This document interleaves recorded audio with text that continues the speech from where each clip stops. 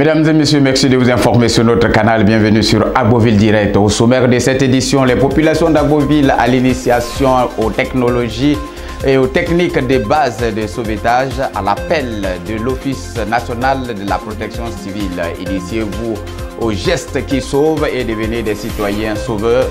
C'est l'appel de l'Office national de la protection civile. Les images dans cette édition. Mesdames et messieurs, aussi, les populations d'Agboville sont depuis un mois déjà en formation, disons, à l'école de technologie de l'information et de la communication, le TIC, pour un meilleur engagement à l'entrepreneuriat et à l'auto-emploi. La tuberculose est certes une maladie, mais plus qu'un problème de santé, le message du ministère de la Santé au cours de la journée mondiale de la tuberculose dans notre région. Ce message dans cette édition tout à l'heure.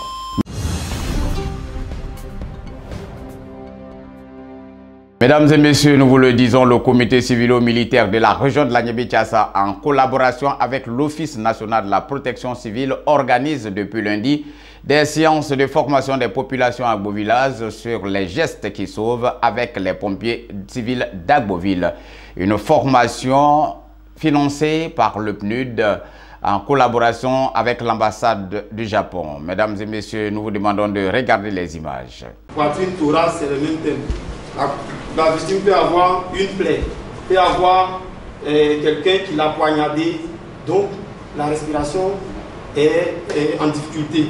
Donc on va la mettre en position demi-assise. Voilà, voici comment ça se passe. On pratique cette position lorsque la victime ou la personne a un problème de respiration. Il peut aussi avoir des blessures au niveau de sa poitrine. Alors on adopte cette position. Alors donc, position demi-assise, détresse respiratoire, blessure au thorax. Il y a aussi coucher sur le dos, cuisse surélevée. Alors là, c'est quand la victime a un problème au niveau de son ventre. Il peut avoir une plaie. La plaie au niveau de son ventre. Alors, on met une position allongée sur le dos, cuisse ou jambes surélevées. Dans ce cas, la détresse est qu'il y a une plaie sur le ventre. C'est bon? Ou ils ont mis plutôt quelque chose comme ça dans son ventre. Donc, dès que vous arrivez, automatiquement, vous le mettez dans cette position.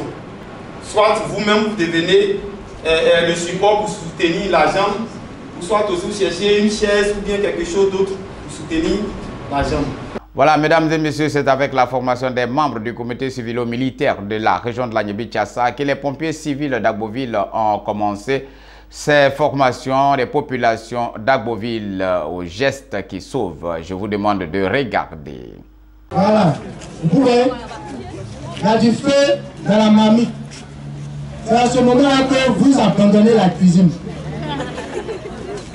Or, on peut le faire simplement. Regardez ce que va faire le collègue.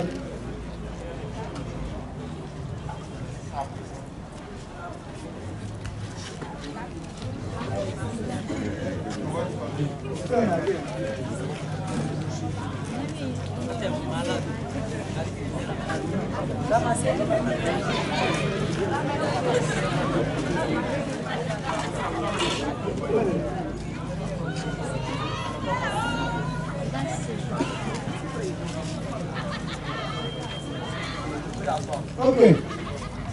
Vous voyez que dans la marmite, on a la flamme qui sort. Vous avez vu, quand il a mis de l'eau. Donc si vous versez de l'eau là-dessus, c'est cette réaction-là qui va se passer.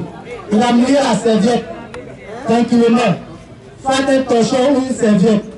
Regardez comment il approche. Il va supprimer quoi? L'air. Qu'est-ce qui se passe? On n'a plus de feu. Et puis, il descend la marmite simplement, il coupe le gaz. C'est bon? On a plus besoin de tout la cuisine. Quand on voit une mamie enflammée. Initiez vos gestes qui sauvent et devenez des citoyens sauveurs. Mesdames et messieurs, c'est l'appel de l'Office national de la protection civile à Agboville. Je vous demande de regarder. Il y a différents types de dégagement. Nous, on appelle ça dégagement d'urgence. On dégage urgemment la personne. On peut faire le dégagement d'urgence par les poignets, traction par les poignets. On maintient, on soulève un peu la tête et on tire la victime. Voilà, on dégage sur la route. Ça, c'est la première méthode. Il y a le dégagement d'urgence par les chevilles. Parce que c'est aux chevilles, on a accès. Et on tire. Voilà.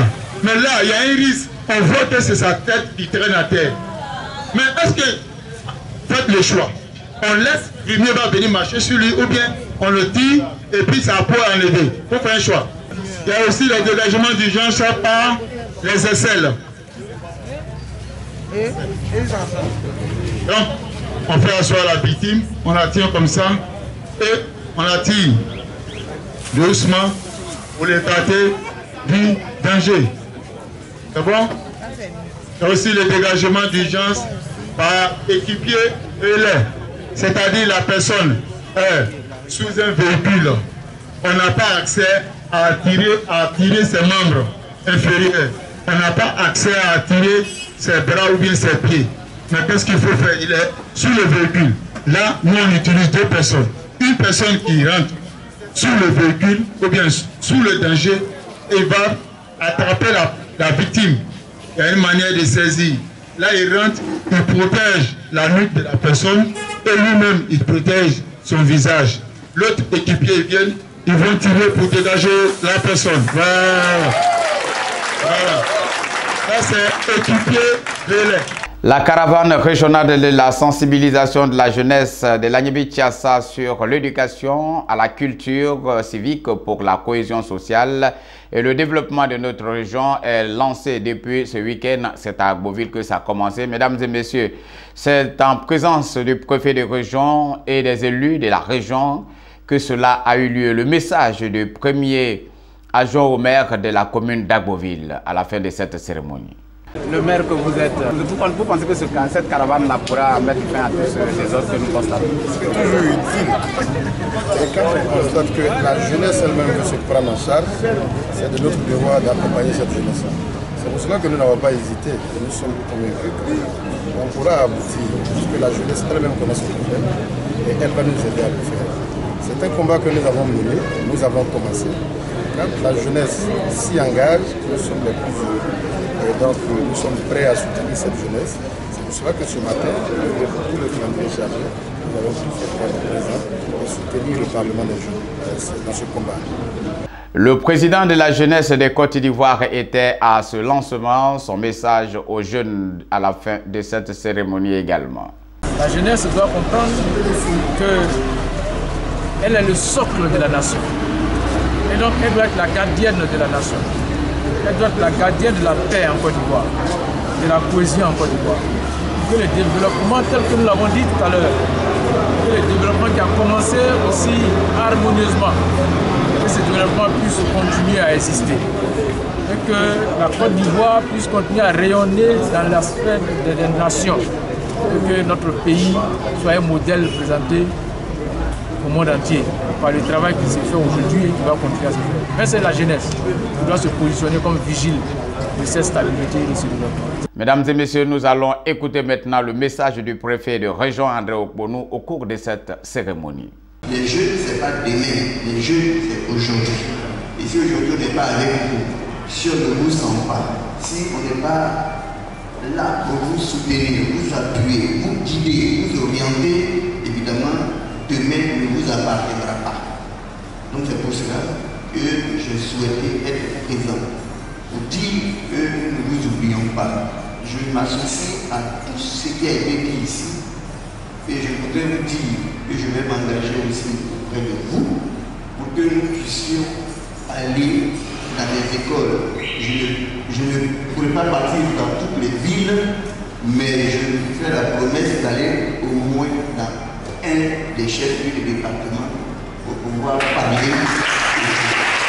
Et spécialement, de façon tout à fait particulière, je voudrais dire que je serai avec vous pour qu'on aille parler aux jeunes. Parce que ce n'est pas seulement l'école, c'est toute la jeunesse qui est gangrénée.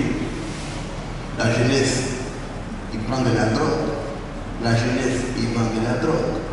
La jeunesse, il fréquente les bars et les maquis. La jeunesse qui ne va pas à l'école. La jeunesse qui ne respecte pas les aînés. La jeunesse qui ne respecte pas les autorités. La jeunesse qui ne s'associe pas aux affaires autres que aux faire de la violence. C'est à tous ces jeunes que nous devons parler dans les quartiers et dans les écoles. Mesdames et messieurs, venons-en à autre chose maintenant, à présent.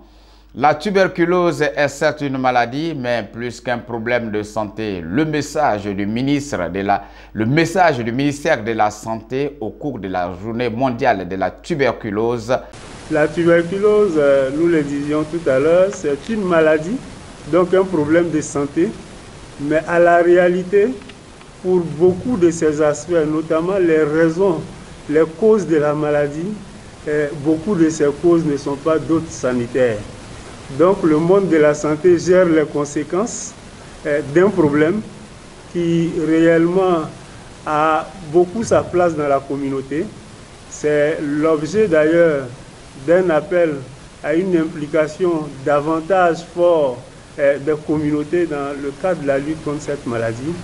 Et le sens de la journée d'aujourd'hui est révélateur donc dans ce sens.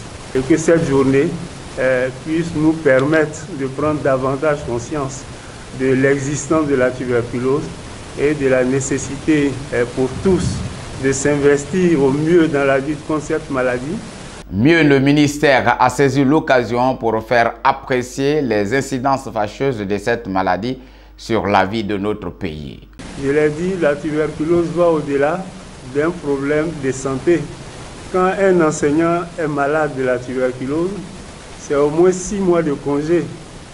Mais lorsque cet enseignant est mis en congé, que deviennent les élèves dont il a à charge? C'est presque une année, j'allais dire menacée, pour des dizaines d'élèves. Et les agents de santé ne sont pas eux-mêmes épargnés par cette maladie. Nous venons de finir 2018, au cours duquel vous avez à peu près 80 agents de santé qui eux-mêmes contractent la tuberculose dans l'exercice de leurs fonctions, ce qui constitue également une menace pour ceux-là qui sont chargés de rendre la vie. Donc l'occasion est bonne aussi pour louer leur mérite, pour également leur adresser nos félicitations à eux et à l'ensemble des agents de santé communautaires qui œuvrent dans le cadre de la prise en charge donc, de cette maladie.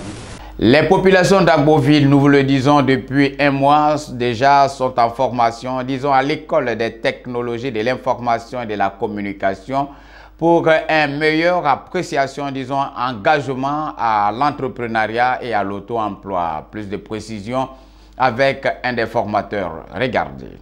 Koné Ahmed, membre de Babylab. Babylab, c'est un tiers-lieu, un Fab Lab. On entend par Fab Lab un espace où des personnes se réunissent pour parler d'innovation, d'évolution, de changement technologique, tant mieux que informatique, que numérique et d'autres domaines. Nous sommes ici à l'auberge, précisément à Agboville, dans le cadre d'une formation sur le numérique. Cette formation a été initiée par le ministère de la Jeunesse en collaboration avec l'UNICEF, appuyée dans le volet technique par Babylab. Ce n'est pas seulement quantique, il y a aussi un volet entrepreneuriat, un volet communication aussi. Tout le programme est sur 1 an. Le but, c'est de leur donner des outils nécessaires pour pouvoir affronter le monde de l'emploi. C'est une initiative du ministère de la Jeunesse. Le conseil nous fournit tout ce qui est comme équipement, matériel sur place, à savoir la salle, les machines, la connexion, tout ce qu'il y a pour faire la formation. C'est de juste leur donner les outils pour pouvoir entreprendre d'eux-mêmes. C'est pourquoi dans la formation, il y a un volet entrepreneuriat. Si je fais mes calculs, environ une trentaine de personnes, les avons répartis en vagues d'apprenants. Pour le moment, nous avons fait un module sur la création de sites internet avec un CMS WordPress. Et ça, c'est avec ces apprenants-là. Avec l'autre groupe, c'est de leur donner les outils. Pour le moment, nous sommes au niveau de Word, Excel, c'est-à-dire la suite Office, pour leur faciliter la rédaction de documents sans dépendre de quelqu'un. Pour être motivés, là, il peut dire qu'ils sont vraiment motivés. Parce qu'ils viennent toujours avant l'heure. Et souvent, ils veulent forcément déborder dans le temps. Mesdames et messieurs, c'est aussi avec empressement que les apprenants nous donnent leur satisfaction ici. Mademoiselle Yapi Marie-Ziliana, ça me plaît. J'ai appris personnellement la création de sites internet, pages d'accueil, création, installation des emprunts logiciels accompagnés de WordPress. Actuellement, nous sommes sur la création sur les données de base et puis les serveurs. Donc ça va servir à beaucoup de choses parce qu'aujourd'hui, l'outil Internet est indispensable pour toute personne, pour tout étudiant, pour tout élève, même pour ceux-mêmes qui ont des métiers. L'outil Internet est très important. Bon, nous sommes satisfaits de cette formation. Elle nous apprend beaucoup de choses. Bon, on nous apprend ici à créer des sites internet à travers des processus nouveaux qu'on ne connaissait pas. Voilà, cela va nous apprendre à pouvoir plus tard créer d'autres propres sites. Pour grandir notre affaire, nous aurons besoin de ce site internet pour promouvoir nos projets. Pour ce qu'on a maturé, au sortir de là, nous n'avons pas d'ordinateur, nous n'avons rien pour pouvoir assimiler ce qu'on a appris ici. Donc vraiment, on lance un appel à l'État pour qu'il nous vienne au secours, que nous-mêmes nous puissions vraiment apprendre correctement ce qu'on a appris ici, nous pouvons mettre ça en pratique. Ici s'arrête donc cette édition. Nous allons prendre rendez-vous pour demain seulement si Dieu le veut. Mais avant de nous quitter, je vous demande de regarder cette image et garder le sourire. C'est important pour la vie. À demain, si Dieu le veut.